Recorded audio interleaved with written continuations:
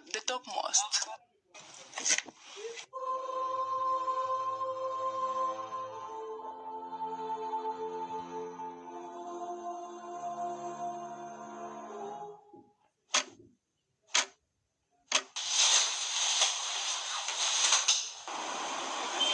We are getting ready for an over 210-kilometer journey that begins with approximately a 5-hour drive by road from Sharm el-Sheikh, the Egyptian resort town, to the Sinai Peninsula.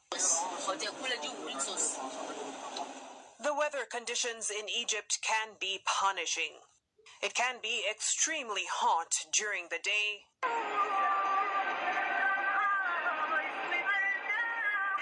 and at night, the weather can unpredictably be chilling to the extremes. Formation will be tomorrow morning. Now you have to wake up to be active to climb mountain directly when we... At 1 a.m., we arrive at the foot of the world-famous Sinai mountain. It is extremely cold here, a fact that many of us had not taken into account. We have no choice but to quickly look for a few extra dollars to purchase warmer attire. How many dollars? We are at the gates. We are entering the Sinai, the 7 kilometers climb. For us. If you back directly here, you will lose me and you will lose the car and you will make a big problem for me. That's why we have to meet tomorrow morning inside Manistic. You can't please. What's a group? Yes. We begin the 5-hour climb to the peak of the mountain.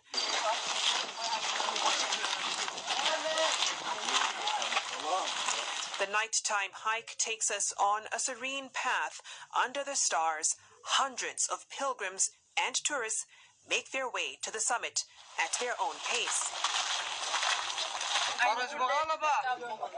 We make our first stop at this cafe. We've covered 3.5 kilometers now. I'm really enthusiastic. I can't wait. This is Mahmoud from Burkina Faso. We are here and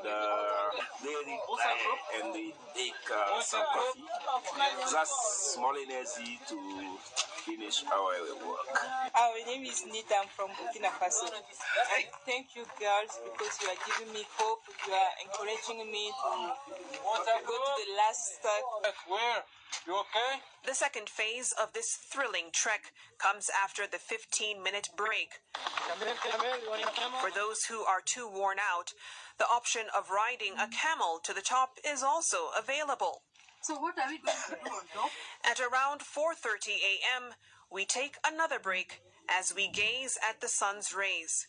We are informed that we are a kilometer away from the mountain peak, an achievement that must be shared with all. 7 kilomètres almost 7 kilomètres.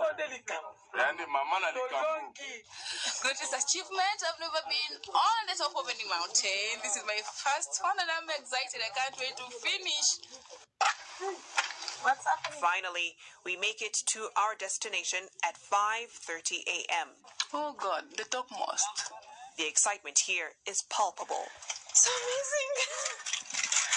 Here we get an opportunity to relax and marvel at the rising sun in all its splendor as it radiates across the landscape.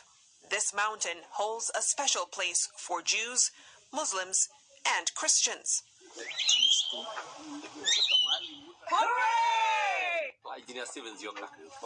From Kenya. How was your night? It was fine, traveling overnight to come and see where Moses was given the law. It's amazing to be around here. And I'm Esther Gashanja. I come from Nairobi, Kenya. 12 hours of walking. No eating, no drinking, dressing like Eskimos to avoid the breeze on top of the mountain. But we have really enjoyed. I've seen a sycamore tree, which I always read in the Bible. I've seen Mount Sinai, I read from the Bible. And I've seen how hard it costed Moses to keep the law of God. After the sunrise, we started to descend. It took us 3 hours to get back to ground zero. Every step along this mountain range leads us from one historic site to the next. At the foot of Mount Sinai lies St. Catherine's Monastery, a UNESCO World Heritage Site. St. Catherine is said to have been beheaded for championing Christianity.